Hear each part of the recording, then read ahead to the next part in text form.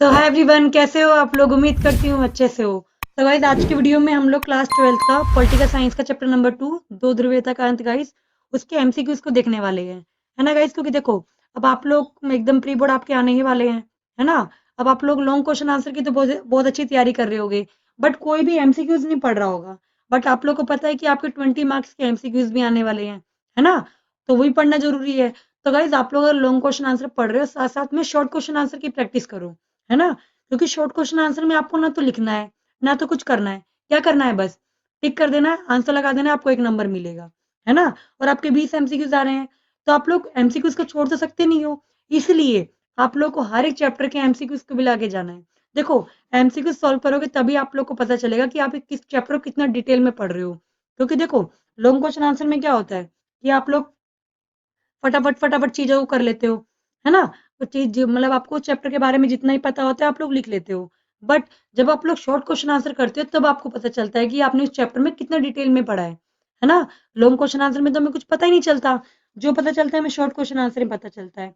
तो उसी के लिए आपको शॉर्ट क्वेश्चन आंसर की प्रैक्टिस करना जरूरी है, क्योंकि जब आप लोग लास्ट में पढ़ोगे ना इसको, तो दिक्कत होगी गाइस। तो मैं आपको यही सजेस्ट करूंगी कि आप लोग शुरू से ही जितना फोकस लॉन्ग क्वेश्चन आंसर पे कर रहे हो, उतना ही फोकस शॉर्ट क्वेश्चन आंसर पे भी करो। मैं जरूर कोशिश करूंगी गाइस कि साथ साथ में आपके लॉन्ग क्वेश्चन आंसर भी लेके आ जाऊं और शॉर्ट क्वेश्चन आंसर भी लेके आ जाऊं। ठीक है? बट जो कराती जा रही हूँ मैं आपको, साथ में उसको करते जाओ। अब देखो, हम लोग स्टार्ट करते हैं। तो इस चैप्टर को देखो गाइस। अब इस चैप्टर का आपका सबसे पहला क्वेश्चन क्या है? अब देखो, इस चैप्टर के देखो, सबसे पहले आपको जो चैप्टर का नाम है दो ध्रुवीयता का अंत, आपको पहले इस चैप्टर के बारे में सब कुछ जानना बहुत जरूरी है। तो अगर आपको इस चैप्टर के बारे में हर एक चीज जाननी है, तो मैंने इसके लिए नोट्स प्रोवाइड कर दिए। मैंने इस सब की वीडियोस बना रखी है, डिटेल में समझा रखा है मैंने आपको इस चैप्टर को। तो आपको लिंक उसका डिस्क्रिप्शन में मिल जाएगा, तो आप लोग वहां से जाके पहले चैप्टर के जाके डिटेल में पढ़ना कि आपको इस चैप्टर में पढ़ना क्या है। देखो, कभी भी ना खाई में जब कूदो तो सबसे पहले देखो कि इस खाई की गहराई कितनी है ना? सीधा कूद मत जाओ। तो जब भी आप इस चैप्टर को पढ़ रहे हो या कोई भी चैप्टर के जब एमसीक्यूज लगाओगे, तो पहले आप उस चैप्टर को डिटेल में पढ़ो अच्छे से। है ना? तभी तो एमसीक्यू से टैकल कर पाओगे। सीधा ही आप सोचो कि एमसीक्यूज रट लेंगे, तो बेटा बोर्ड का पेपर दे रहे हो, पहली दूसरी क्लास में तो हो नहीं ना कि जो एमसीक्यूज बुक में लिखे हैं वही पढ़ के चले जाओगे और हो जाएगा। तो ऐसा तो होना नहीं है। तो आप लोग क्या करना पड़ेगा, पहले इस चैप्टर को जाके डिटेल में पढ़ना पड़ेगा। तो डिटेल में पढ़ने के लिए मैंने इस चैप्टर के जे एक्सप्लेन मैंने चैप्टर को बहुत अच्छे से एक्सप्लेन करा हुआ है। तो आप लोग जाकर पहले इसको पढ़ना, देन उसके बाद आप लोग एमसीक्यूज को सॉल्व करना। ठीक है? जिन बच्चों को चैप्टर बहुत अच्छे से आता है, वो लोग मेरे साथ एक लाइव टेस्ट आप लोग का मैं ले रही हूँ। आप लोग मेरे साथ साथ क्वेश्चंस के आंसर देना। ठीक है? जिससे आप लोग को पता चल जाएगा कि आपको इस चैप्टर के में कितना आता है। अभी तो आपने सोचा कि ना आपने पूरा चैप्टर पढ़ लिया है, बट मेरे साथ क्वेश्चन को टैकल करो, देखो आप लोग कितना आता है, तभी तो पता चलेगा। तो स्टार्ट करते हैं इस वीडियो को। अपने आप को टेस्ट करो कि आपको कितना आ रहा है इस चैप्टर में। ठीक है? स्टार्ट करते हैं गाइस। अब देखो गाइस, आप लोग का इस चैप्टर का फर्स्ट क्वेश्चन क्या है कि बर्लिन की दीवार कब बनी थी? तो जरा गाइस ध्यान से देखो कि हम लोगों ने जिस चैप्टर में पढ़ा था, क्या पढ़ा था, जरा ध्यान से देखना। ठीक है? आप लोग को याद होगा कि हम लोगों ने चैप्टर में दो जगह के बारे में पढ़ा, दो गुट के बारे में पढ़ा था। इस चैप्टर का नाम क्या है? दो ध्रुवीयता का अंत। यानी गाइस, जब दूसरा विश्व युद्ध खत्म हुआ था, दूसरा विश्व युद्ध कब खत्म हुआ था? 1945 में। और स्टार्ट कब हुआ था? 1939 में। है ना? तो दूसरा विश्व युद्ध ये चल रहा था। तो गाइस, दूसरे विश्व युद्ध के बाद जो हमारा विश्व है दो भागों में बट गया था। है ना? तो पहला भाग कौन सा था? सोवियत संघ। है ना? और दूसरा भाग कौन सा था? अमेरिका। तो गाइस, ये दो गुट थे जो मतलब मतलब पूरे वर्ल्ड को दो भागों में बांट दिया था।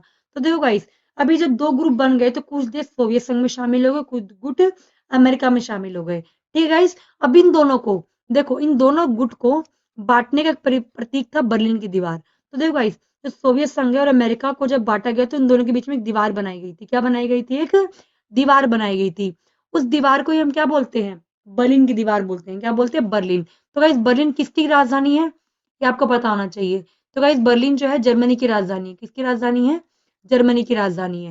अब आपसे पूछ रहा है कि बर्लिन की दीवार क्यों बनाई गई थी? तो गाइस देखो, जैसे जर्मनी है, अगर मान के चलो ये जर्मनी है, तो गाइस जर्मनी का जो वाला हिस्सा है पूर्वी था। क्या था? पूर्वी हिस्सा था। और ये कौन सा हिस्सा था? पश्चिमी हिस्सा था। है ना? तो गाइस देखो, हम लोग अमेरिका को पश्चिमी गुट में डालते हो कि अमेरिका पश्चिम में आता था, और आपका जो सोवियत संघ है वो किस में आता था? पूर्व में आता था। है ना गाइस? तो इन दोनों को बांटने के लिए एक दीवार बनाई गई थी। क्या बनाई गई थी? एक दीवार बनाई गई थी। जो कहाँ बनाई गई थी? जर्मनी बनाई गई थी। तो गाइस, जो पूर्वी जर्मनी था वो सोवियत संघ के साइड था, और जो पश्चिमी जर्मनी था वो किसके साइड था? अमेरिका के साइड था। किसके साइड था? अमेरिका के साइड। तो गाइस इस चैप्टर में आप लोग मेन क्या पढ़ रहे हो कि दो ध्रुवीयता का अंत, यानी कि गाइस इन दोनों में से किसी एक का अंत हो गया था। तो किसका अंत हुआ था? अगर आप लोग चैप्टर को पढ़ोगे तो आप लोग को पता है कि सोवियत संघ का अंत हो गया था। और सोवियत संघ का अंत गाइस कब हुआ था? 1991 में क्या हो गया था? सोवियत संघ का अंत हो गया था। अंत हो गया था ना। तो आप इस चैप्टर में ही पढ़ोगे ना कि सोवियत संघ कब बना था, कैसे बना था, सोवियत संघ का विघटन क्यों हो गया, विघटन के क्या परिणाम हुए। तो ये सब चीजें आप लोग इस चैप्टर में पढ़ने वाले हो। मैं यहाँ पे आपको डिटेल में इस चैप्टर को नहीं बता रही हूँ, क्योंकि मैं ऑलरेडी बता चुकी हूँ आपको ये चैप्टर। तो पहले आप लोग जाके उसको पढ़ना, ठीक है? क्योंकि मैं एमसीक्यूज में अगर आप लोग को डिटेल में चैप्टर बताने लगी तो बहुत टाइम लग जाएगा, ठीक है? तो पहले आप लोग जाकर डिटेल में पढ़ के आओ इस चैप्टर को, देन एमसीक्यूज करोगे तो फटाफट फटाफट सॉल्व कर लोगे, ठीक है? तो गाइस देखो आप लोग का फर्स्ट क्वेश्चन है, बर्लिन की दीवार कब बनी थी? तो ऑप्शन नंबर ए है 1961, ऑप्शन नंबर बी है 1962, ऑप्शन नंबर सी है 1991 और ऑप्शन नंबर डी है 1989। तो गाइस इसका जो करेक्ट आंसर है वो क्या है? 1961। तो गाइस जो बर्लिन की दीवार बनाई गई थी, कब बनाई गई थी? 1961 में। और ये किसका प्रतीक है? तो विघटन का प्रतीक है। किसका प्रतीक है? विघटन का। किसके बीच में विघटन करती है? सोवियत संघ और अमेरिका के बीच में, दोनों को डिवाइड करने का काम कौन करता है? बर्लिन की दीवार करती है। उसके बाद गाइस नेक्स्ट क्वेश्चन है, अभी आपने पढ़ा कि बर्लिन की दीवार कब बनी थी। अब नेक्स्ट क्वेश्चन है गाइस, बर्लिन की दीवार कब गिराई गई थी? क्या? कि बर्लिन की दीवार कब गिराई गई थी, यानी कि कब गिराई गई होगी गाइस? जब सोवियत संघ का अंत हो गया था। तो आप लोग को पता है कि सोवियत संघ का अंत कब हो गया था? 1991 में। तो गाइस देखो, जो बर्लिन की दीवार गिराई गई थी, कब गिराई गई थी? 1989 में गिराई गई थी। कब गिराई गई थी? 1989 में, जब मिखाइल गोर्बाचेव ने सुधार करे और वो सुधार कामयाब नहीं हो पाए। तो उसके बाद 1989 में बर्लिन की दीवार गिरा दी गई थी। क्या कर दी गई थी? बर्लिन की दीवार गिरा दी गई थी। और बर्लिन की दीवार गिराने से गाइस किसका एकीकरण हो गया? तो जर्मनी का एकीकरण हो गया था। किसका एकीकरण हो गया था? जर्मनी का एकीकरण हो गया था। एग्जाम में आपसे क्वेश्चन पूछ सकता है कि जर्मनी का एकीकरण कब हुआ था। तो जर्मनी का गाइस एकीकरण भी कब हुआ था? 1989 में हुआ था। क्यों? क्योंकि 1989 में बर्लिन की दीवार गिर गई और बर्लिन की दीवार गिरने की वजह से जर्मनी का एकीकरण हो गया, यानी कि पूर्वी जर्मनी और पश्चिमी जर्मनी एक हो गया, ठीक है? तो कब हुआ था? 1989 में हुआ था। उसके बाद देखो गाइस, नेक्स्ट क्वेश्चन है कि रूस की क्रांति कब हुई थी। तो गाइस रूस की क्रांति की बात करते हैं। तो देखो, रूस की क्रांति की बात करें तो देखो, तो आपको पता है कि सोवियत संघ बना था। तो देखो, जो सोवियत संघ बना था ना गाइस, वो रूस की क्रांति के बाद बना था। कब बना था? रूस की क्रांति के बाद बना था। तो देखो गाइस, इसको हम लोग बोल्शेविक क्रांति बोलते हैं। क्या बोलते हैं? बोल्शेविक क्रांति के नाम से भी जानते हैं। किस नाम से जानते हैं? बोल्शेविक क्रांति के नाम से जानते हैं। जो कहाँ पे हुई थी? रूस में हुई थी। कहाँ पे हुई थी? मतलब पूर्वी यूरोप में हुई थी। ठीक है गाइस, इसको हम लोग रूसी क्रांति बोलते हैं और अक्टूबरी क्रांति बोलते हैं। क्या बोलते हैं? अक्टूबर की क्रांति भी बोलते हैं। तो एग्जाम में गाइस कैसे भी क्वेश्चन आ जाए, टैकल करना। ये मत सोचना कि यार रूसी क्रांति आ गया, अब तो बोल्शेविक क्रांति पूछ रहा है। अब बोल्शेविक क्रांति कब हुई थी? तो गाइस इन लोग का अलग अलग नाम है। रूसी क्रांति बोल लो, बोल्शेविक क्रांति बोल लो या अक्टूबरी क्रांति बोल लो, तीनों का सेम आंसर है। तो गाइस देखो, रूसी क्रांति कब हुई थी? तो ऑप्शन नंबर है 1900, ऑप्शन नंबर बी है 1917, ऑप्शन नंबर सी है 1919 और ऑप्शन नंबर बी है 1991। तो गाइस रूस की क्रांति कब हुई थी? 1917 में हुई थी। कब हुई थी? 1917 में हुई थी। इसी के बाद गाइस किसकी स्थापना हुई थी? सोवियत संघ की स्थापना हुई थी। किसकी स्थापना हुई थी? सोवियत संघ की स्थापना हुई थी। तो गाइस सोवियत संघ की स्थापना कब हुई थी? 1922 में। यानी कि जब 1917 में रूसी क्रांति चली, तो रूसी क्रांति कब तक चली थी? 1917 से लेके 1922 तक चली थी। कब तक चली थी? 1917 से 1922 तक। उसके बाद क्या बना था गाइस आपका? सोवियत संघ बना था। और गाइस सोवियत संघ को हम लोग इंग्लिश में क्या बोलते हैं? यूएसएसआर बोलते हैं। क्या बोलते हैं? यूएसएसआर बोलते हैं। उसके बाद देखो गाइस, नेक्स्ट क्वेश्चन है, सोवियत संघ के खेमे के देश, सोवियत संघ के खेमे में शामिल देश क्या कहलाए? तब से पूछ रहा है गाइस, जो सोवियत संघ में ना देश शामिल थे, उनको हम क्या बोलते थे? तो ऑप्शन नंबर ए है गाइस पहली दुनिया, ऑप्शन नंबर बी है दूसरी दुनिया, ऑप्शन नंबर सी है तीसरी दुनिया और ऑप्शन नंबर डी है इनमें से कोई नहीं। तो जरा गाइस ध्यान से देखना, मैं आपको यहाँ पे तीनों बता देती हूँ। तो गाइस देखो, जो पहली दुनिया वो हम किसको बोलते थे? अमेरिका को बोलते थे। किसको बोलते थे? अमेरिका को। जबकि दूसरी दुनिया किसको बोलते थे? सोवियत संघ को बोलते थे। किसको बोलते थे? सोवियत संघ को बोलते थे। जबकि तीसरी दुनिया किसको बोलते थे गाइस? तो हम लोग तीसरी दुनिया बोलते थे गुट निरपेक्ष देश को। किसको बोलते थे? गुट निरपेक्ष देश को। ठीक है गाइस, तो देखो गुट निरपेक्ष देश गाइस आपके सिलेबस से कट हो चुका है, तो आपको ये पढ़ना नहीं है। तो देखो गाइस, सोवियत संघ के जो खेमे में शामिल देश थे, वो क्या कहलाए होंगे? दूसरी दुनिया। है ना। तो इसका जो करेक्ट आंसर है वो क्या है, दूसरी दुनिया। आपसे क्वेश्चन में ये भी तो पूछ सकता है कि अमेरिका संघ में शामिल देशों क्या बोलते थे, तो क्या बोलते थे, पहली दुनिया। आपसे ये भी पूछ सकता है कि गुट निरपेक्ष देश में शामिल देशों क्या बोलते थे, तो क्या बोलते थे, तीसरी दुनिया। तो गाइस देखो, मैं हर एक क्वेश्चन से आपको, और भी सिर्फ डिफरेंट क्वेश्चन बन सकते हैं, मैंने आपको सब बता दिए, तो आपको पता होना चाहिए। ठीक है गाइस। अब उसके बाद देखो गाइस, नेक्स्ट क्वेश्चन है आपका कि सोवियत संघ में किस पार्टी का शासन था। तो आपसे पूछ रहा है कि जो सोवियत संघ था उसमें किस पार्टी का शासन था। तो ऑप्शन नंबर ए है Congress party, option number B है communist party, option number C है रूसी क्रांति, और ऑप्शन नंबर डी है इनमें से कोई नहीं। तो गाइस जो इसका जो करेक्ट आंसर है वो क्या है, कम्युनिस्ट पार्टी। तो गाइस आपको पता है कि वहां पे एक दलीय सिविल सिस्टम था, है ना गाइस, क्योंकि वो लोग एक दलीय व्यवस्था को मानते थे।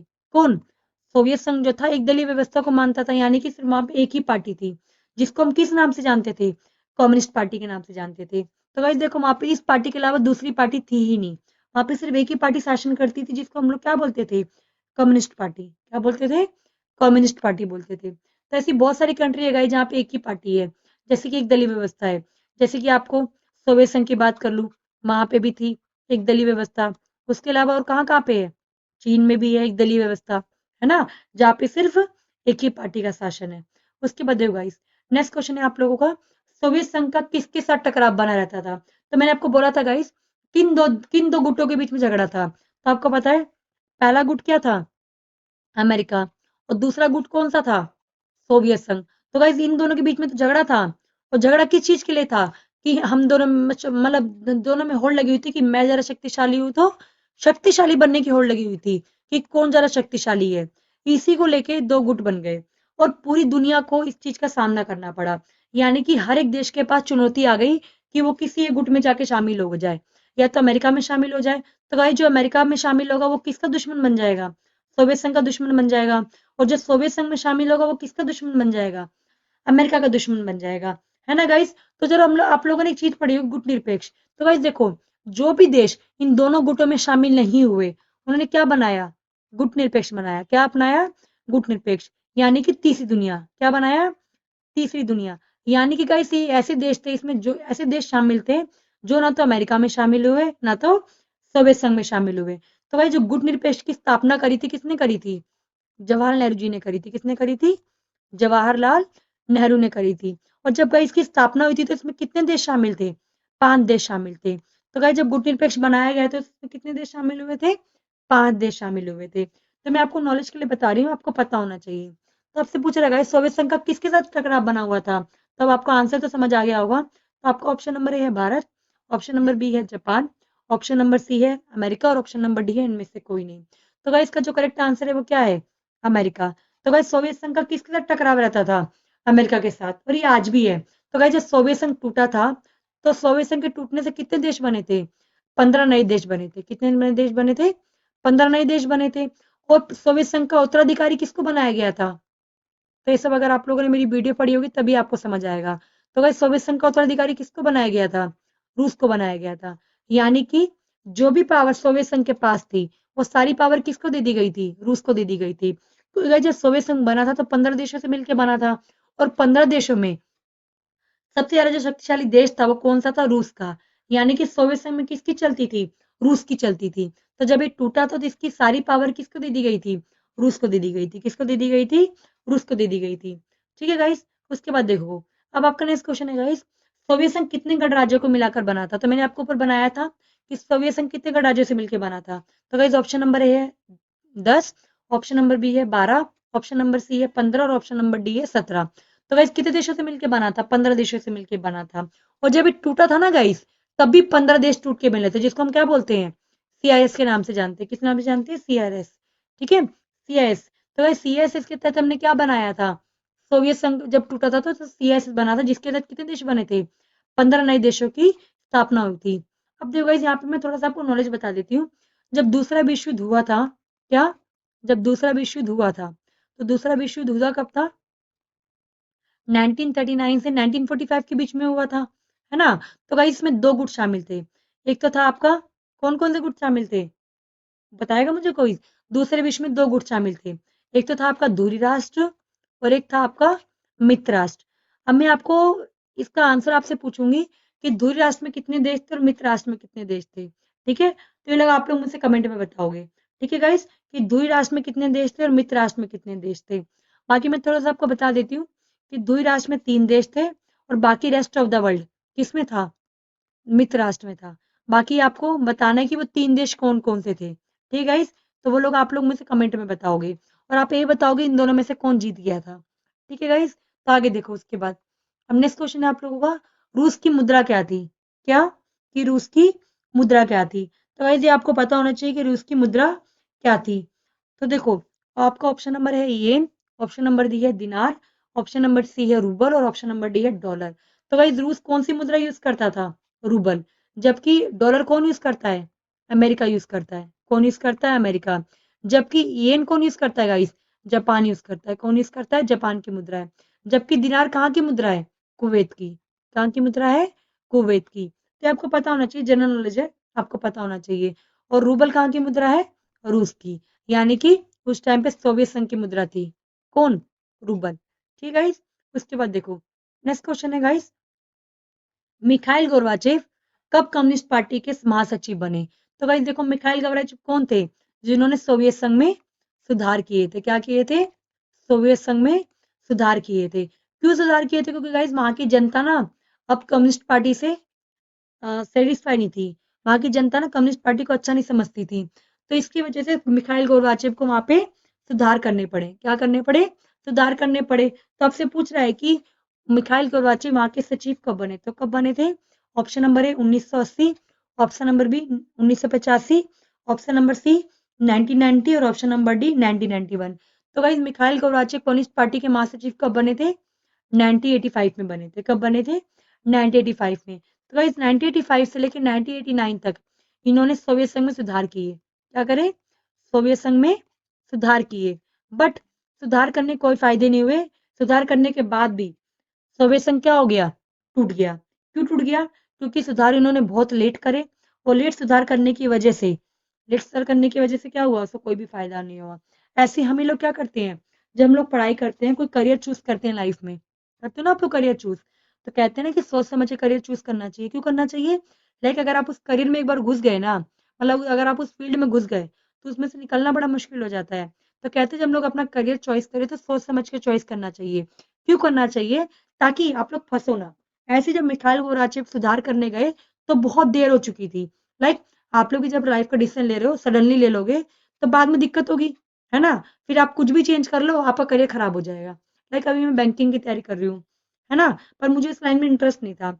4 साल के बाद समझ आता है कि आप लोग उस लाइन से भी गए और जो आप बनना चाहते थे वो भी नहीं बन पाए। तो ऐसा नहीं करना चाहिए। ऐसे ही मिखाइल गोराचेव कम्युनिस्ट पार्टी के महासचिव बने और महासचिव बनते ही उन्होंने सोवियत संघ में सुधार कर दिए। और वो सुधार किस नाम से जाने जाते हैं वो आप लोग मुझे कमेंट में बताना। तो वो 2 सुधार थे जो उन्होंने मिखाइल गोर्बाचेव ने करे थे। तो वो 2 सुधार कौन-कौन से थे वो लोग आप लोग मुझे कमेंट में बताओगे। ठीक है? उसके बाद देखो, अब नेक्स्ट क्वेश्चन है गाइस कि सोवियत संघ ने डैश में अफगानिस्तान में हस्तक्षेप कब करा? तो आपसे पूछ रहा है कि सोवियत संघ ने अफगानिस्तान में हस्तक्षेप कब किया था?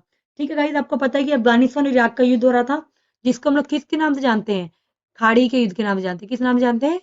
खाड़ी युद्ध के नाम से जानते हैं। तो आपसे पूछ रहा है गाइस, जब खाड़ी युद्ध का प्रथम युद्ध हुआ तो मतलब जो अफगानिस्तान में सोवियत संघ में कब हस्तक्षेप करा था? तो ऑप्शन नंबर ए है 1969, ऑप्शन नंबर बी है 1979, ऑप्शन नंबर सी है 1989 और ऑप्शन नंबर डी है 1999। तो गाइस, तो सोवियत संघ ने अफगानिस्तान पे कब हस्तक्षेप करा? 1979 में। कब हस्तक्षेप करा? 1979 में। क्योंकि गाइस देखो, अफगानिस्तान के पक्ष में कौन था? अफगानिस्तान के पक्ष में था अफगानिस्तान के पक्ष में था सोवियत संघ। कौन था? सोवियत संघ।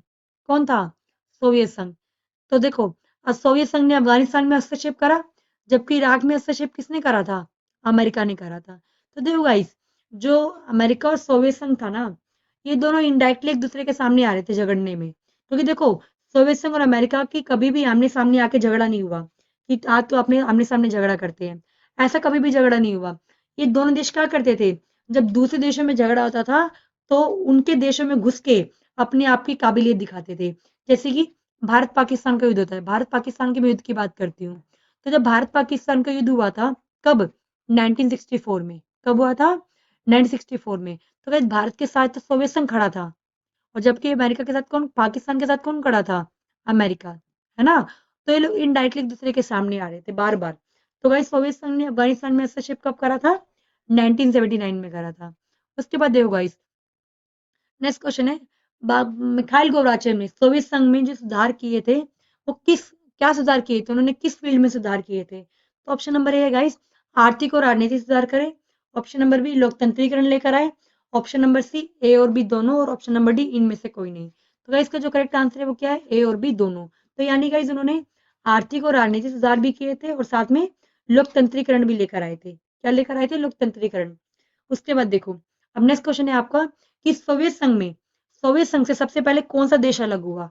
यानी जब गाइस सोवियत संघ का विघटन हुआ, क्या, जब सोवियत संघ का विघटन हुआ, कब हुआ था, 1991 में। तो सबसे पहले कौन सा देश अलग हुआ, ये आपसे पूछ रहा है। ठीक है गाइस, तो देखो सबसे पहले कौन सा देश अलग हुआ था। तो ऑप्शन नंबर ए है गाइस, पूर्वी जर्मनी। ऑप्शन नंबर बी है आप लोगों का यूगोस्लाविया। ऑप्शन नंबर सी है पोलैंड। और ऑप्शन नंबर डी है अल्बानिया। तो गाइस सोवियत संघ से सबसे पहला देश कौन सा अलग हुआ था, यूगोस्लाविया अलग हुआ था। कौन सा अलग हुआ था, यूगोस्लाविया अलग हुआ था। तो गाइस यूगोस्लाविया से बना है आपका लताविया। और क्या बना था, बताओ, बता सकता है मुझे कोई, यूगोस्लाविया के अलावा क्या बना था, लिथुआनिया, उसके अलावा आपका बेलोनिया। ठीक है गाइस, ये सब देश बने थे। अब देखो उसके बाद आप लोगों का नेक्स्ट क्वेश्चन है, जर्मनी का एकीकरण कब हुआ। देखो मैंने आपको ऊपर एक क्वेश्चन बताया था, याद है, कि जर्मनी का बर्लिन की दीवार कब गिराई गई थी। तो बर्लिन की दीवार कब गिराई गई थी, 1989 में। आपसे पूछ रहा है कि जर्मनी का एकीकरण कब हुआ था। तो देखो गाइस, जर्मनी का एकीकरण कब हुआ होगा, यानी कि बर्लिन की दीवार गिराने से पहले ही हुआ होगा। तो बर्लिन की दीवार कब गिराई गई थी, 1989 में। तो इसका एकीकरण कब हुआ, 1987 में हुआ था। तो क्या जर्मनी यानी कि पूर्वी जर्मनी और पश्चिमी जर्मनी कब एक हो गए थे, 1987 में हो गए थे। कब हो गए थे, 1987 में एक हो गए थे। क्या हो गए थे, एक हो गए थे। उसके बाद देखो गाइस, नेक्स्ट क्वेश्चन है, सोवियत संघ के अंतिम राष्ट्रपति कौन बने थे। तो option number A guys, Andropov. Option number B, Brezhnev. Option number C, Mikhail Gorbachev. और ऑप्शन नंबर डी, स्टॉलिन। तो गाइस इसके अंतिम राष्ट्रपति कौन बने थे, ये आपको पता होना चाहिए। तो ऑप्शन नंबर ए है, आपको बता ही दिया। तो इसका करेक्ट आंसर क्या है गाइस, मिखाइल गोर्बाचेव। कौन थे, मिखाइल गोर्बाचेव, जिसके क्या बने थे, अंतिम राष्ट्रपति बने थे, जिन्होंने क्या करे थे, सुधार तो किए थे पर इसका कोई भी फायदा नहीं हुआ। तो गाइस इसके मिखाइल गोर्बाचेव क्या थे, सोवियत संघ के अंतिम राष्ट्रपति थे। कौन थे, सोवियत संघ के अंतिम राष्ट्रपति थे। उसके बाद देखो गाइस, नेक्स्ट क्वेश्चन है, 1991 में सोवियत संघ के विघटन के उपरांत कौन सा देश महाशक्ति के रूप में उभरा। तो जरा गाइस ध्यान समझो कि 1945 से लेके 1991 तक हमारे यहाँ पे दो महाशक्ति थी। क्या थी, दो महाशक्ति थी। कौन कौन सी, पहली आपको पता है सोवियत संघ, और दूसरी थी आपकी अमेरिका। कौन सी थी, अमेरिका। तो गाइस देखो, जब सोवियत संघ का विघटन हो गया, यानी जब ये टूट गया, क्या हो गया, टूट गया, तो उसके बाद कौन सा महाशक्ति बचा होगा, एक ही बचा होगा, ऑटोमेटिकली बात है। तो ऑप्शन नंबर ए है इटली। ऑप्शन नंबर बी है जर्मनी। ऑप्शन नंबर सी है अमेरिका। और ऑप्शन नंबर डी है चीन। तो गाइस देखो, तो 1991 में जब इसका विघटन हो गया तो सिर्फ एक ही महाशक्ति बचा, कौन, अमेरिका, जो आज भी क्या है, महाशक्ति के रूप में उभरा हुआ है। तो अमेरिका के बाद अगर कोई सबसे शक्तिशाली देश है तो वो कौन सा है गाइस, आप लोग को पता होना चाहिए। कौन सा है, रूस। कौन है, रूस। तो आपको पता होना चाहिए यार, इसके अलावा गाइस यूएनओ में, जो यूएनओ है, जो सबसे शक्तिशाली अंतरराष्ट्रीय संगठन है, क्या है, एक अंतरराष्ट्रीय संगठन है। तो इसमें कितने देश शामिल है, 5 देश शामिल है, 5 स्थायी मेंबर है। कौन कौन से, अमेरिका, रूस, ब्रिटेन, फ्रांस और चीन। तो गाइस अंतरराष्ट्रीय संगठन में 5 सबसे शक्तिशाली देश हैं। कौन कौन से, अमेरिका, रूस, ब्रिटेन, फ्रांस और जर्मनी, जिनके पास क्या है, वीटो पावर है। क्या है, वीटो पावर है। उसके बाद देखो गाइस, नेक्स्ट क्वेश्चन है उसके बाद, निम्नलिखित में से कौन सा एक सोवियत संघ के विघटन का परिणाम नहीं है। आपसे पूछ रहा है कि इनमें से कौन सा सोवियत संघ के विघटन का परिणाम नहीं है, यानी कि सोवियत संघ का विघटन का परिणाम नहीं है। तो गाइस देखो, जब सोवियत संघ का विघटन हो गया तो शीत युद्ध की समाप्ति हो गई, तो ये तो सही है ना, कि जब सोवियत संघ का विघटन हुआ था शीत युद्ध की समाप्ति हो गई। अमेरिका और सोवियत संघ के बीच बेचारी का युद्ध था। बेचारे का युद्ध यानी कि सही गाइस में थोड़ा सा गलत लिखा हुआ है, कि जो इन दोनों के बीच में जो युद्ध था वो खत्म हो गया था। क्या हो गया था, जो इन दोनों के बीच में जो मतलब होड़ लगी हुई थी ना, किसकी, हथियारों की जो होड़ लगी हुई थी वो क्या हो गई, खत्म हो गई, है ना गाइस। ये भी एक चीज खत्म हो गई।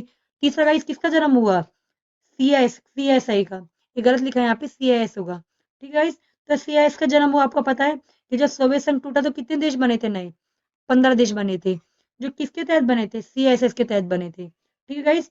उसके बाद है आपका मध्य पूर्व का संकट।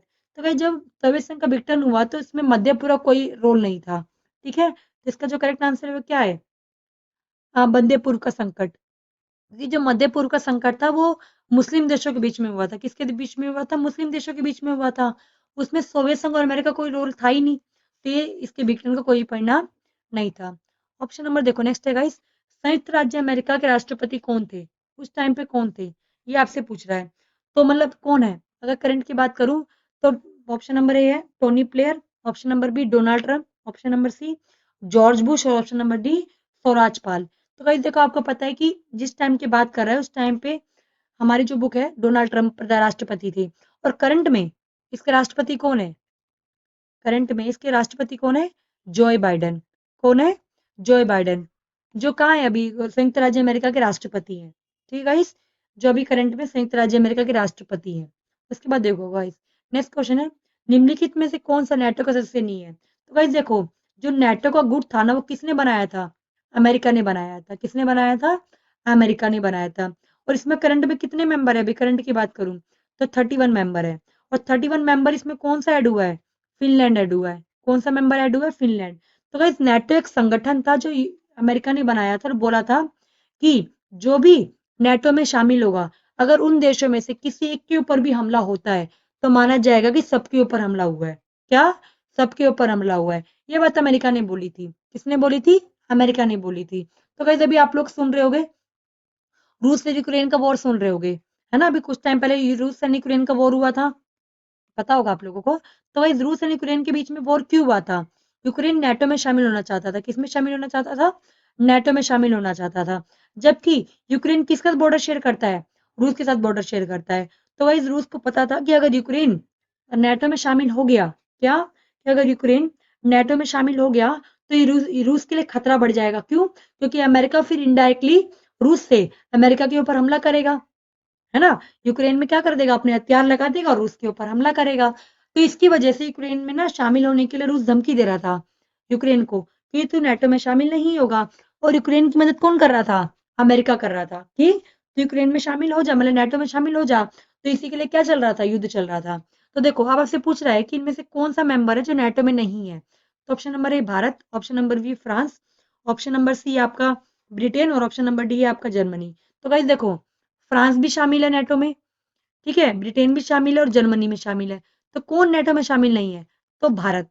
तो गाइस भारत आपको पता है कि नेटो में शामिल नहीं है क्योंकि भारत गुट निरपेक्ष में शामिल है, क्योंकि आपको पता था कि हम दोनों ने दोनों गुटों से अलग हो गए थे, जिसकी वजह से ना तो हम लोग नेटो में शामिल है ना तो हम लोग किसी और में शामिल है।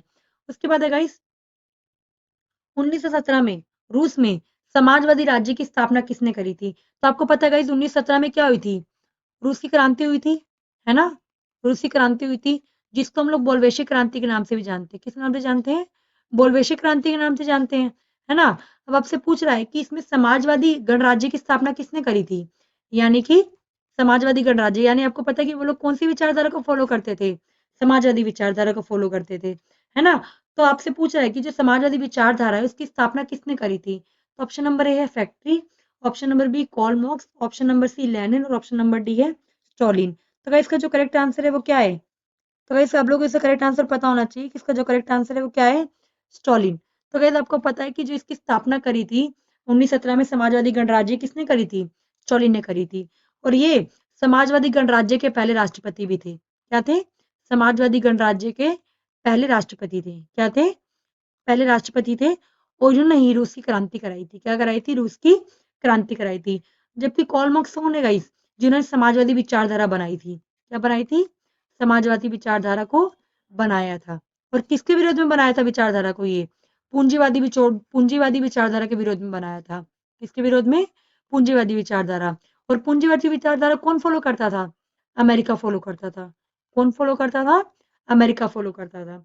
उसके बाद देखो गाइस नेक्स्ट क्वेश्चन है, शॉक थेरेपी अपनाने के बाद सोवियत संघ की अर्थव्यवस्था डैश हो गई। तो आपको पता है गाइस, जब सोवियत संघ का विघटन होने लगा था, है ना, आपको पता है कि सोवियत संघ में सुधार किए गए। तो सोवियत संघ में सुधार करने के बाद भी कुछ नहीं हुआ, तो उसके बाद सोवियत संघ ने क्या अपनाया था? शॉक थेरेपी अपनाई थी। क्या अपनाई थी?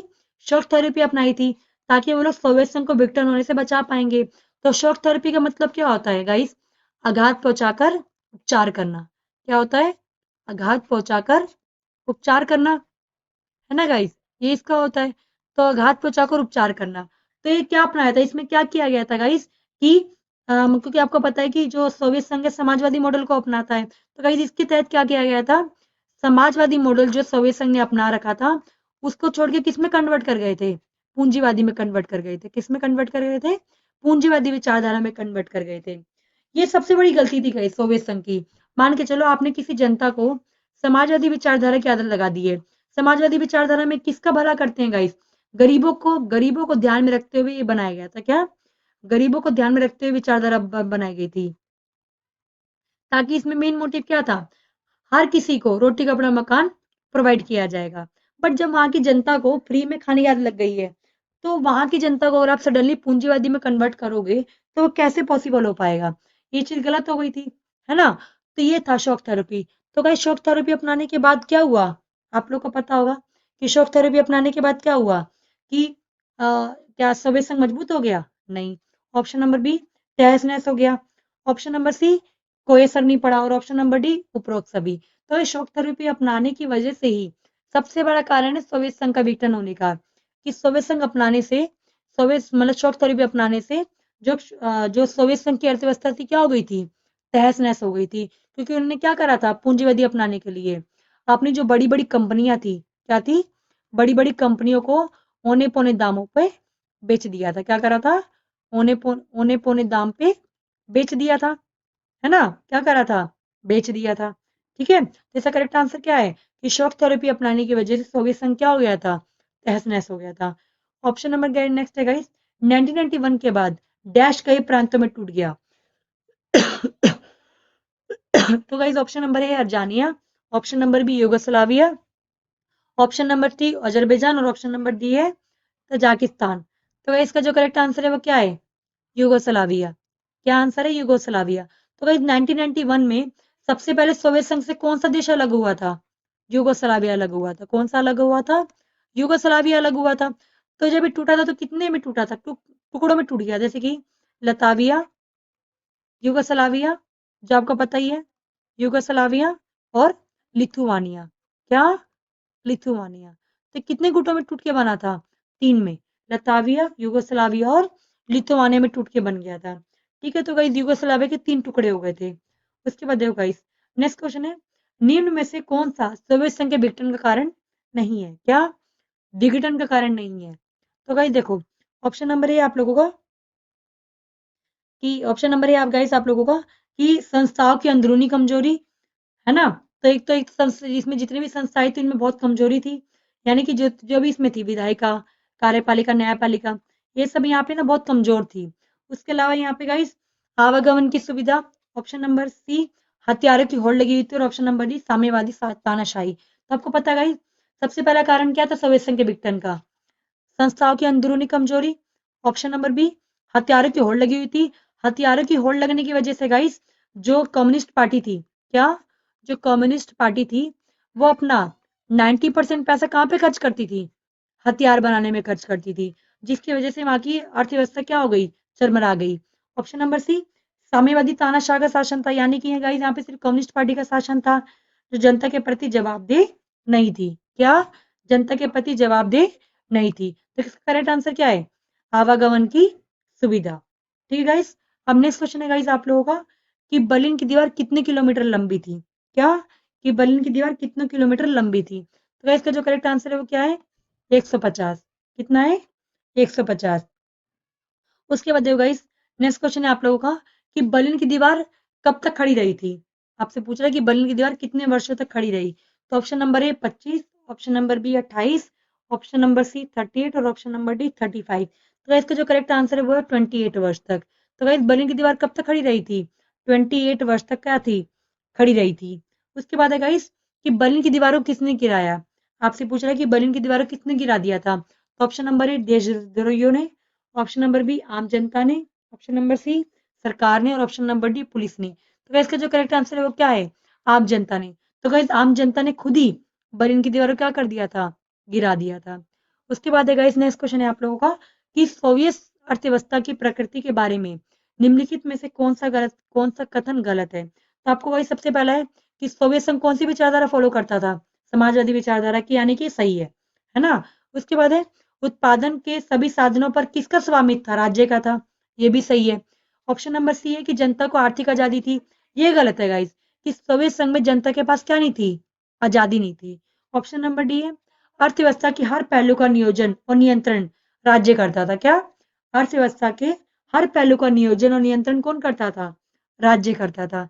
तो गाइस ये भी आपको पता है कि हर एक व्यवस्था में सबका कंट्रोल किसके हाथ में था, राज्य के हाथ में था। तो इसका करेक्ट आंसर क्या है कि वहां पे जनता के पास आर्थिक आजादी थी, जो कि वहां की जनता के पास नहीं थी। अब उसके बाद है गाइस नेक्स्ट क्वेश्चन है आप लोगों का, कालक्रमानुसार सजाइए, मतलब हिसाब लगाइए कि कौन सी घटना सबसे पहले हुई, कौन सी बाद में हुई थी। तो भाई सबसे पहले कौन सी घटना हुई थी, 1917 में आपको पता है कि ये आपकी रूसी क्रांति हुई थी, है ना गाइस। उसके बाद आपका अफगानिस्तान संकट हुआ था, अफगानिस्तान संकट कब हुआ, 1967 में हुआ। उसके बाद गाइस आपकी बर्लिन की दीवार गिरा दी गई। तो बर्लिन की दीवार कब गिराई गई थी, 1989 में। जबकि सोवियत संघ का विघटन कब हुआ था, 1991 में। तो अगर आप लोग कालक्रमानुसार लगा सबसे पहले क्या आएगा, डी, फिर इसके बाद आपका ए, फिर क्या आएगा आपका सी, और फिर क्या आएगा आपका, अब सॉरी फिर आपका आएगा बी, फिर इसके बाद क्या आएगा आपका सी। तो इस क्रमानुसार में आपको इसको लगाना था। ठीक है गाइस, तो समझ आ गया होगा आपको, उम्मीद करती हूँ।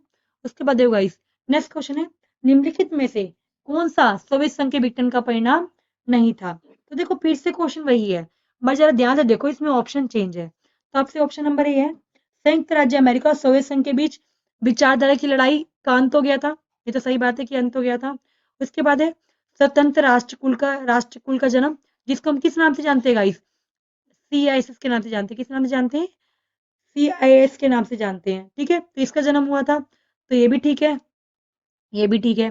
ऑप्शन नंबर ठीक है गाइस कि विश्व व्यवस्था में कि शक्ति संतुलन के में बदलाव हो गया, है ना गाइस, क्योंकि सारी की सारी शक्ति अमेरिका के पास चली गई थी। तो इसका करेक्ट आंसर क्या है गाइस, मध्य पूर्व का संकट। क्या आंसर है, मध्य पूर्व का संकट। उसके बाद देखो गाइस नेक्स्ट क्वेश्चन है, आप लोग को मिलान करना है, क्या करना है, मिलान।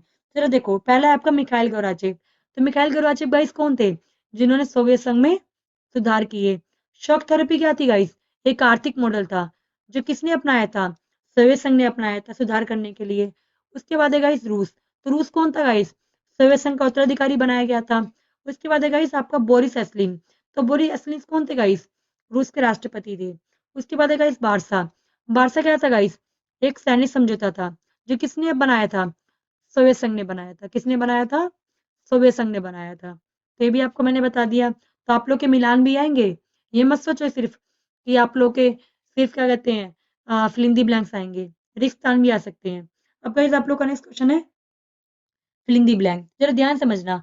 पहले आपका क्या गाइस, सोवियत संघ प्रणाली की विचारधारा पर आधारित थी। तो आपको पता है कि सोवियत संघ राजनीतिक प्रणाली गाइस किस पे आधारित थी, समाजवादी विचारधारा पे आधारित थी। किस पे आधारित थी, समाजवादी विचारधारा पे।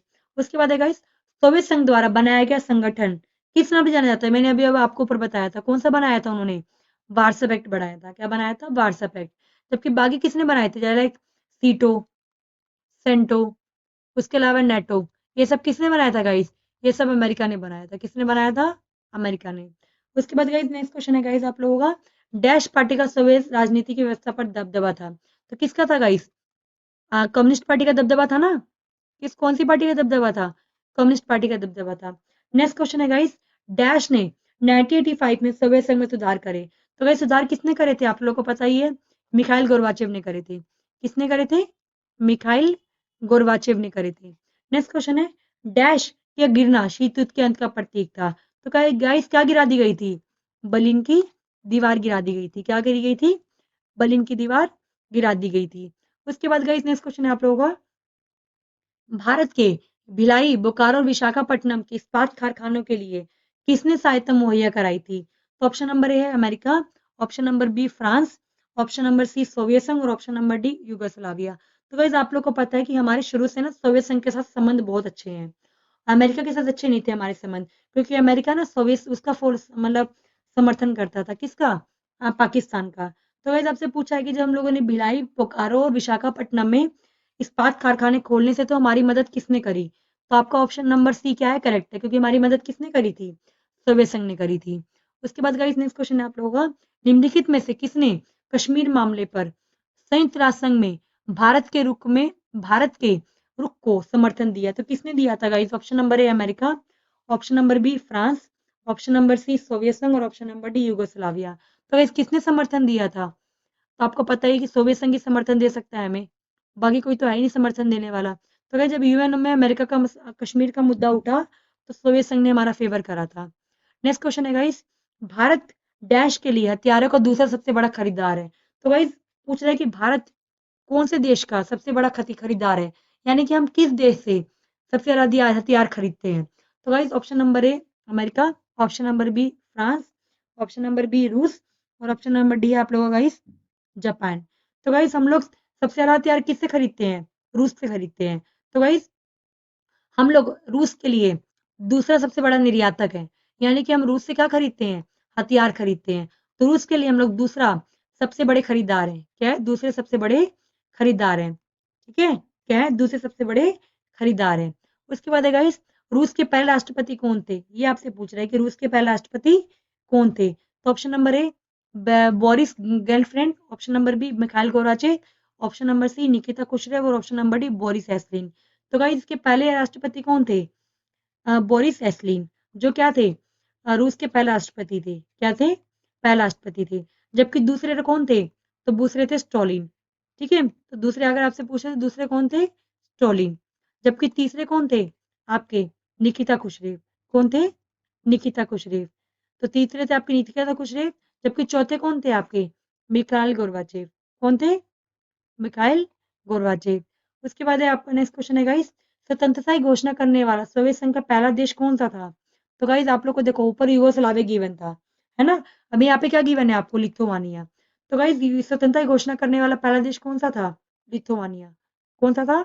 लिथुआनिया। उसके बाद गाइस नेक्स्ट क्वेश्चन है, सोवियत संघ के अंतिम राष्ट्रपति कौन थे? तो ये तो आप लोग को पता ही कि सोवियत संघ के अंतिम राष्ट्रपति कौन थे? मिखाइल गोर्बाचेव, जिन्होंने क्या करे थे? सोवियत संघ में सुधार करे थे। उसके बाद गाइस नेक्स्ट क्वेश्चन है, निम्नलिखित में से कौन सा सोवियत संघ के विघटन का परिणाम नहीं है? तो आपको पता है जब सोवियत संघ का विघटन हो गया तो शीत युद्ध की समाप्ति हो गई थी, है ना? विचारधारा की लड़ाई शुरू हो गई, है ना? उसके बाद आप लोगों का है नेक्स्ट क्वेश्चन है, नए नए देशों का उदय हुआ, है ना? 15 नए देशों का उदय हुआ, हथियारों की होड़ क्या हो गई? खत्म हो गई। अभी यहाँ पे ये पूछ रहा है आपसे, विचारों की लड़ाई की शुरुआत हुई, तो बेटा विचारों की लड़ाई तो शुरू से चल रही थी, 1945 से चल रही थी, है ना? तो उसकी शुरुआत थोड़ी हुई थी, उसका अंत हो गया था। क्या हो गया था? अंत हो गया था। तो इसलिए आपका करेक्ट आंसर क्या है? बी। नेक्स्ट क्वेश्चन है गाइस, निम्नलिखित में से किसे 1917 रूसी क्रांति के नायक के रूप में जानते हैं? तो गाइस आपको ये पता होना चाहिए कि रूस के पहले राष्ट्रपति कौन थे? कौन थे? स्टॉलिन। कौन थे? जोसेफ स्टॉलिन थे, है ना गाइस? तो गाइस तो तो गाइस जब जोसेफ स्टॉलिन यहाँ के प्रधानमंत्री बने, मतलब यहाँ के जब वो बने, क्या कहते हैं, क्या कहते हैं ये, नायक। तो गाइस आपसे पूछ रहा है कि जब इसके यहाँ के नायक बने तो यहाँ के रूसी क्रांति के नायक हम लोग किसको बोलते हैं? तो ऑप्शन नंबर है Vladimir Lenin, option number D Joseph Stalin, option number C Leonid Brezhnev, option number D Mikhail Gorbachev. तो गाइस रूसी क्रांति के जो नायक थे वो कौन थे? व्लादिमीर लेनिन थे। कौन थे? व्लादिमीर लेनिन, जिन्होंने रूसी क्रांति कराई थी। उसके बाद गाइस नेक्स्ट क्वेश्चन है, निम्नलिखित में से किस पर सोवियत संघ के विघटन का आरोप लगाया? तो गाइस किसके ऊपर लगा था? तो गाइस ये आपको पता होना चाहिए किसके ऊपर लगा था। तो मिखाइल गोर्बाचेव के ऊपर लगा था। किसके ऊपर लगा था? मिखाइल गोर्बाचेव के ऊपर। क्यों? क्योंकि ये सोवियत संघ के अंतिम राष्ट्रपति थे एक तो, दूसरा उन्होंने जो सुधार किए थे उससे कोई भी फायदा नहीं हुआ, इसकी वजह से वहाँ की जो इकोनॉमी तहस नहस हो गई। उसके बाद आपका शॉक थेरेपी जिन्होंने अपनाई थी, तो इस सब चक्करों में लोगों ने सोवियत संघ के बिकने का कारण किसको बोला? मिखाइल गोर्बाचेव को बोला। उसके बाद गाइस नेक्स्ट क्वेश्चन है कि अरब क्रांति की शुरुआत कब हुई, मतलब किस देश में हुई थी? तो गाइस आपको पता है कि अरब क्रांति की शुरुआत कहाँ पे हुई थी? ट्यूनेशिया में हुई थी। कहाँ पे हुई थी? ट्यूनेशिया में हुई थी। उसके बाद गाइस नेक्स्ट क्वेश्चन है, अरब क्रांति किस मुद्दे को लेके हुई थी? तो ऑप्शन नंबर ए तानाशाही, ऑप्शन नंबर बी भ्रष्टाचार, ऑप्शन नंबर सी बेरोजगारी और गरीबी, और ऑप्शन नंबर डी उपरोक्त सभी। तो गाइस ये सारे कारण थे जिसकी वजह से अरब क्रांति हुई थी। कौन सी क्रांति हुई थी? अरब की क्रांति हुई थी।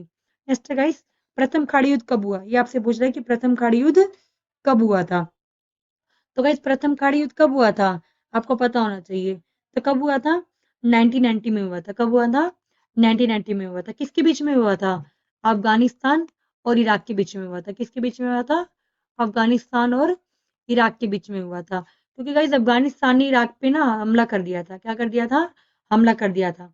उसके बाद देखो, नेक्स्ट क्वेश्चन है, प्रथम खाड़ी युद्ध के दौरान कौन सा ऑपरेशन चलाया गया था? तो गाइस आपसे पूछ रहा कौन सा ऑपरेशन चलाया गया था? तो कौन सा चलाया गया था? ऑपरेशन डेजर्ट स्टॉर्म चलाया गया था। कौन सा चलाया गया था? Operation desert storm.